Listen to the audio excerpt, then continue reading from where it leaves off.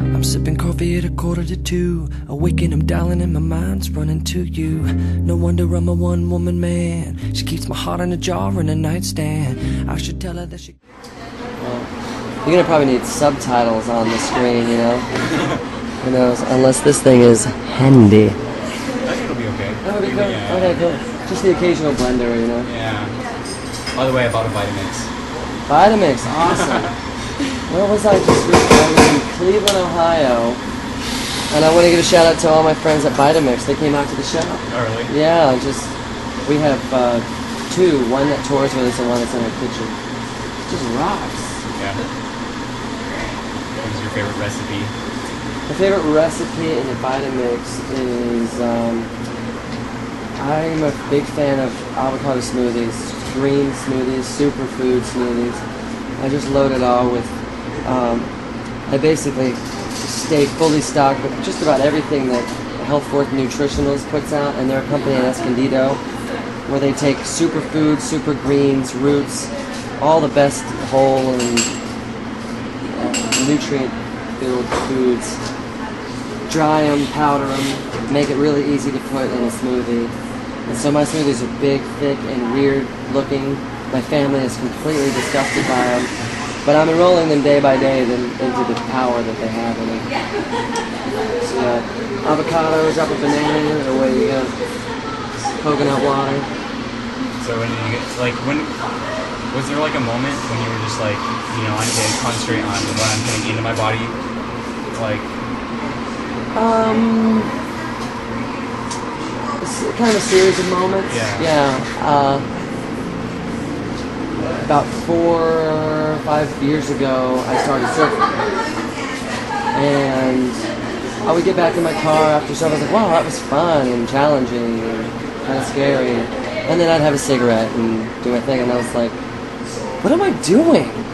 It's like I'm trying to surf and become more athletic and get in touch with nature. I can't smoke and surf at the same time. That just contradicts the whole thing. I'll never be as good if I keep doing this. And so I quit smoking. And then I felt a whole new energy. I was like, whoa, if I don't put that in myself, there's this new sense of vitality. What happens now if I put something good inside in addition to what I already do? And it just kind of snowballed from there over the last few years. And kind of got tired of room service and fast food. It wasn't really doing anything for me. I started to look elsewhere on how I could support myself and how I could sort of change my perspective on food. And it's not just for convenience, but that it is for life. It's fueling your body, yeah. So, you know, I still have a sweet tooth and a craving for certain things, but I feel like the majority of my lifestyle is so dedicated to optimum health. You know, also in my line of work, I can't afford to have a day off. I mean, I can't afford to have a sick day. I can't call in sick, or rescheduling something is a pain in the ass. And so the discovery of putting whole natural food in my body, staying hydrated, you know, keeping track of whatever toxins go in and how I'm detoxing, you know, I can stay in the game. And in addition to physically staying in the game, my brain is in the game. You know, like I feel like my brain is a muscle, and I'm flexing that every time I consciously make a wise choice and how I treat myself. Was there any like books that inspired you, or any advice you would give to someone who's, you know, interested in living more, you know? Yeah, I mean, anything you're interested in, whether it be for food or a new activity, something that maybe seems so different than the way you've been living. And a lot of people, food is making that kind of change. Like, I'm only going to eat good food. That means a big lifestyle change, because you have to change maybe where you grocery shop, maybe even what you're spending, because sometimes the healthier choices and the organic choices are more expensive. You have to change your habits altogether, and there could be some discomfort and some pain with that, but what you also have to realize is you're creating a new baby. You're having a new baby, and that is the baby of vitality and health, or the baby of, you know, wanting to be a better surfer or a better rider. And having any baby, you're going to have labor pains, you know, so deal with the struggles you may find at first, but it only gets easier. So my advice to people is just try it, just do it. Maybe put it in real time, give yourself 30 days, give yourself 60 days, and commit to that time and say, okay, I'm never really going to know what I feel like unless I try it. So the best advice is to try it, experiment, see what works for you, and then you'll find yourself fine-tuning it. I mean, it's probably taken me the last 2 or 3 years to get where I really love it and I'm super comfortable at it, but it can be faster. See, I have this belief where we're talking about the manifesto earlier. Yeah. And like, you know, how what you put in your body is, you know, your body is your environment. Yep. So what I'm trying to say is the, you know, the environmental issues and the dietary issues are, you know, linked. So I'm like, was the ease into more sustainable life? How was that?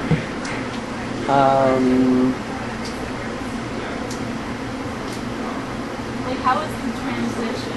Did you find yourself like slowly going into it? Slowly going into it, because it first showed up for me when I became a homeowner.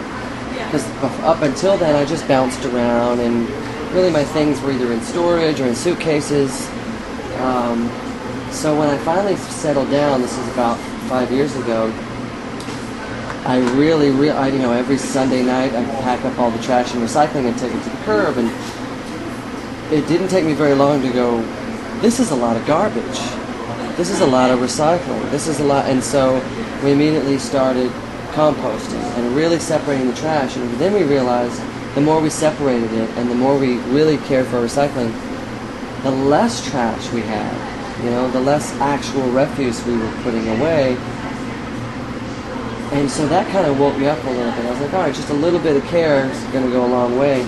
It also made me conscious of how much energy I was using, because now I was responsible for what I'm spending in my home, you know. And so I became really, you know, my home is a beautiful place, especially when it's well illuminated. But I became really kind of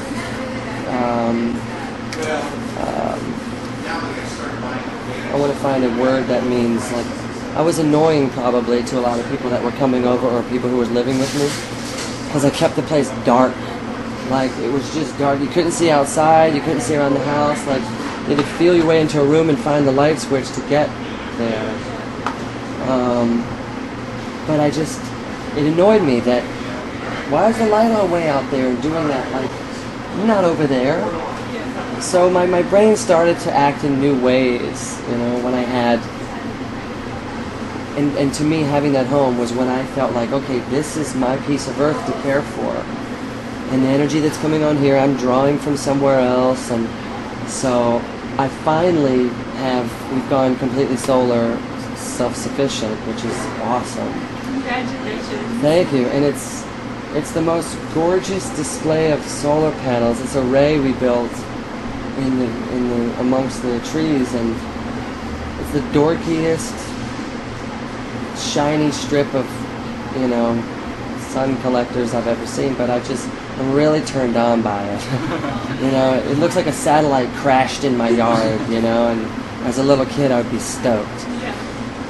And now, you know, like when I woke up today, it was still rather early, everyone had gone to sleep, and there were still quite a few lights on, and at first I was like, ugh!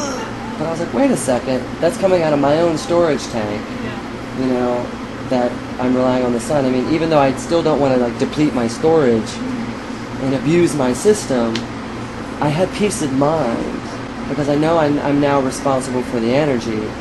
And so having that solar system came 5 years later after getting my house, so it's been a step-by-step process. You know, sometimes it's been a financial block, you know, like, okay, this isn't the year that I've kind of got the funds to do the rework, or I haven't yet found the resources because my priorities have been elsewhere, so it's been a step-by-step process. But attitude, practicing their loving for you, live high.